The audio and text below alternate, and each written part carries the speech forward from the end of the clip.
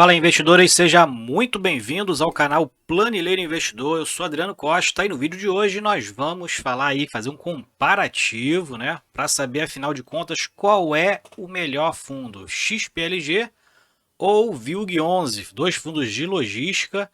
Então a gente vai ver aqui algumas características desses fundos, fazer um comparativo aqui, né, para ver prós e contras, né, para ver aí quais os que têm melhor desempenho, em quais características, em quais indicadores esse desempenho aí se difere, tá? Então fique conosco, o vídeo está interessante. E se você gosta desse tipo de assunto, fundo de investimento imobiliário e Fiagro, então se inscreva aí no canal, venha fazer parte dessa família. Ative o sininho de notificações para você ficar ligado nos vídeos que a gente posta aqui no canal, tá? E faça a sua sugestão de vídeo aí, quais os fundos que você quer que a gente compare, fundos e fiagros. Então faz as suas indicações, isso aqui também foi indicação de um amigo aí do canal, que colocou lá nos comentários que para fazer o comparativo entre XPLG e VILG11. Então aqui está o vídeo, tá? E se inscreva no nosso grupo do Telegram também, faça suas indicações por lá, converse com outros investidores aí também de fundos imobiliários e fiagros, tá bom?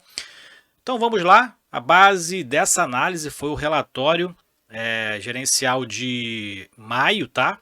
Então, relatório gerencial de maio é a base. Então, qual é o melhor fundo? A gente vai ver então alguns indicadores. A gente vai começar pelos indicadores, né, fundamentalistas, né? Então, a gente vai ver aqui algumas informações aí de mercado do último pregão do dia 5, tá? Do dia 6 de julho. Então, no dia 6 de julho, ó, os fundos estavam cotados com praticamente o mesmo valor de mercado aqui, ó.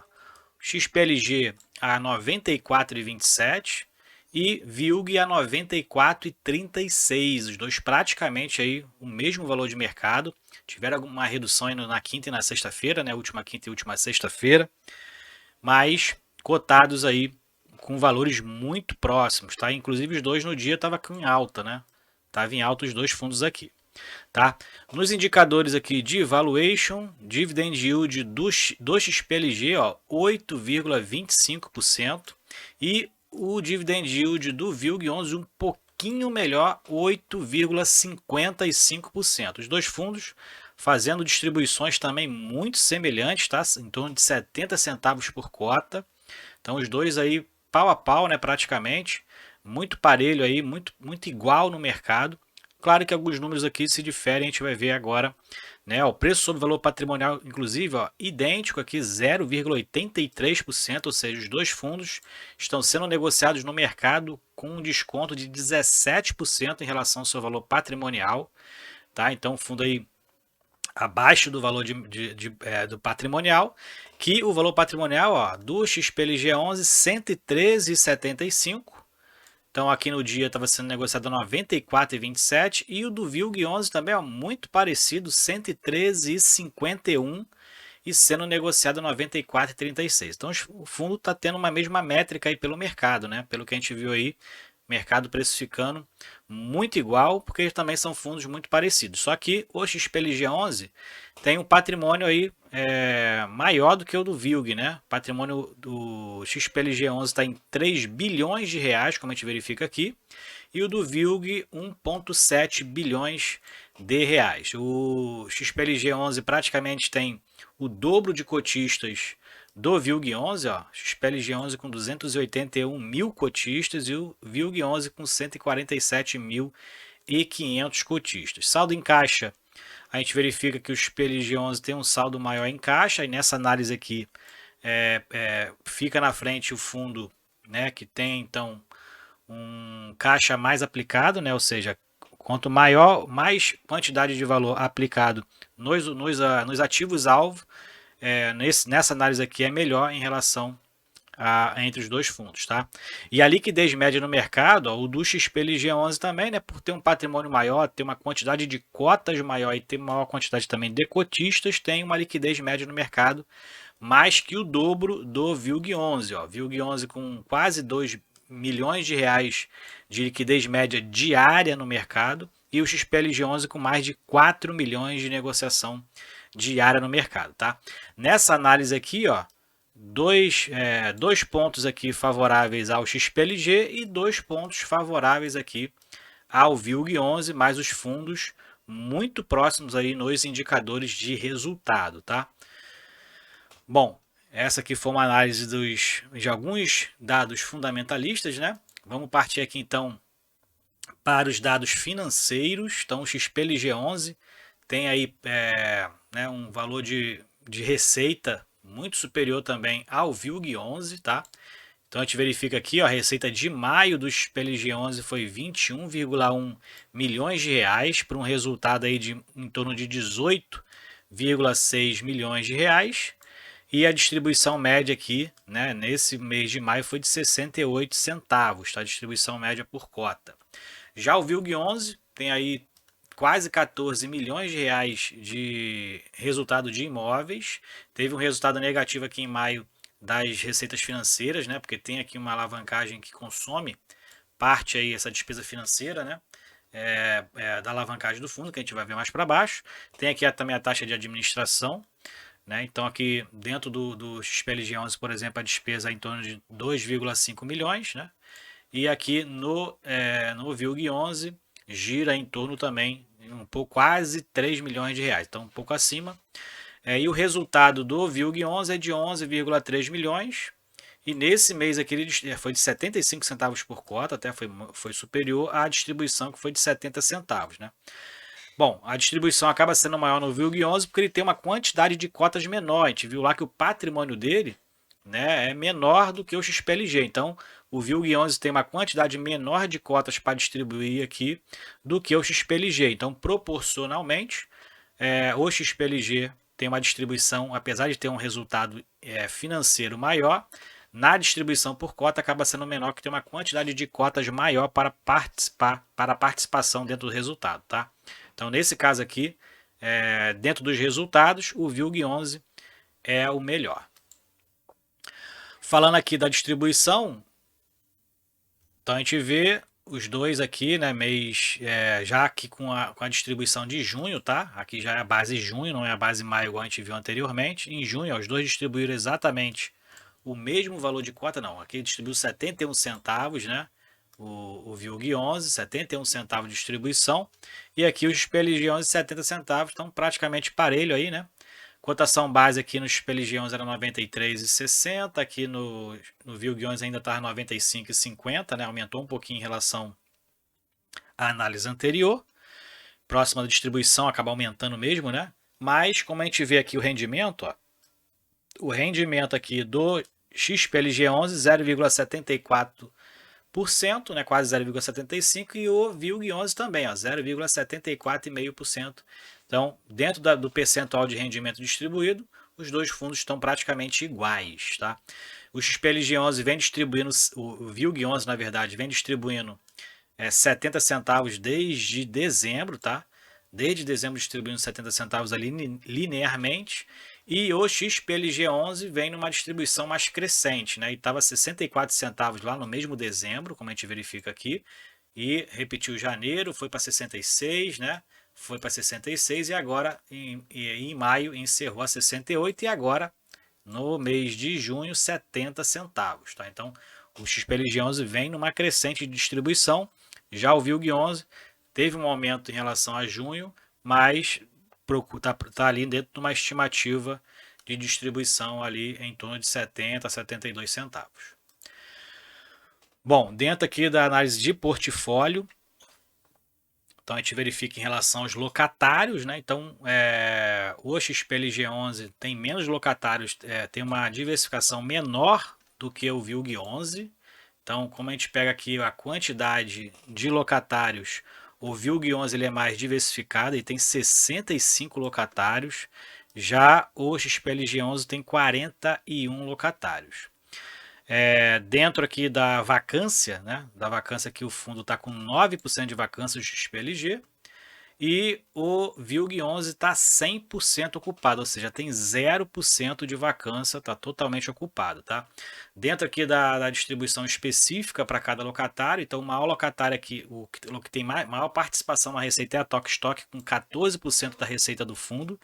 E no XPLG, o Via Varejo tem o mesmo percentual, 14% de participação na receita. Então, os dois aqui, os maiores locatários, o maior locatário, na verdade, tem participação na receita de 14%. Só que o XPLG 11 tem 41 locatários e o VILG 11 tem 57, tá? Dentro aqui da quantidade de imóveis, né, o VILG 11 tem 16 imóveis, tá, distribuídos em 7 estados do país. Já o XPLG 11 tem 17 condomínios logísticos, mas tem 2 aqui em construção, então vai para 19, né? Aí quando se encerrar esses empreendimentos em construção. Tá? Os dois imóveis têm uma característica de imóveis modulares, então é muito parecida a característica realmente dos fundos. Tá? O vencimento médio dos contratos, o fundo XPLG 11 tem 85 dos seus contratos vencendo a partir de 2023. E se pegar o mesmo parâmetro aqui de 2023, né, o VILG 11 tem em torno de 89% com vencimento a partir de 2023. Tá? E dentro do segmento de locação, do segmento dos locatários, o XPLG 11 a maioria é do comércio varejista, que aí pode misturar aqui, né, o e-commerce, né, o varejista mesmo de supermercado, né, essa questão aí. E dentro do segmento de atuação do VILG 11, maior aqui é o e-commerce, 39%, seguido aqui do transporte e logística com 25%. Logística aqui no XPLG 11 representa somente 6% da carteira. Tá? Então, o que mais se difere aqui, além da quantidade de locatários, né, os dois são muito diversificados, tá, em relação ao locatário, tem uma diversificação muito interessante, tem também uma diversificação legal em imóveis, só se diferem mais aqui em relação realmente ao segmento de atuação dos locatários, mas os dois têm a maior participação no comércio varejista também. Bom, seguindo aqui, falando da tipologia dos contratos, então o XPLG 11 praticamente, falando de contratos típicos e atípicos, né, praticamente é meio a meio, então 51% são contratos atípicos, né, normalmente contratos atípicos têm aquela característica de adaptação nos imóveis para o locatário entrar, ou então aquisição de imóveis para o locatário, o ex-dono virar locatário, né, as empresas normalmente fazem isso para poder gerar fluxo de caixa, né, gerar capital de giro. Então, tem essa característica. Dentro aqui dos contratos atípicos, provavelmente são imóveis adaptados ao usuário, ao locatário. Na diversificação regional, ó, o XPLG 11 está presente aqui em 6 estados, tá? Então são 6 estados, a maior participação em São Paulo. Já o VILG 11 tem seus contratos típicos, a maioria, ó, quase 80% são contratos típicos, né, regidos pelo Código Civil. E dentro da diversificação regional, ele está em 7 estados. O último aí que ele entrou agora foi Pará, né? Então ele tem aqui quase os mesmos estados dos XPLG 11, diferenciando esse do norte aqui. A maior participação do VILG 11 está em Minas Gerais. 33% dos seus imóveis estão em Minas Gerais. Então tem um pouco diferenciado nessa parte aqui os dois, né? Questão aqui não é nem qual é o melhor e qual é o menor, realmente é a forma de negociação com os inquilinos, e a diversificação regional realmente ela é mais parecida. Falando aqui de alavancagem, para encerrar, né? Então o VILG 11, esse aqui de baixo, então o VILG 11 tem uma alavancagem de quase 270 milhões de reais de saldo devedor ainda, né? De 3 CRIs, de 3 imóveis diferentes, tá? Todos indexados ao IPCA, mais um prêmio de risco. 2 vencendo em 2031 e 1 em 2036. O VILG 11, no caso, ele tem aqui esse percentual de alavancagem, né? Ele tem um patrimônio de 1,7 bilhões e tem desse 1,7 bilhões, né?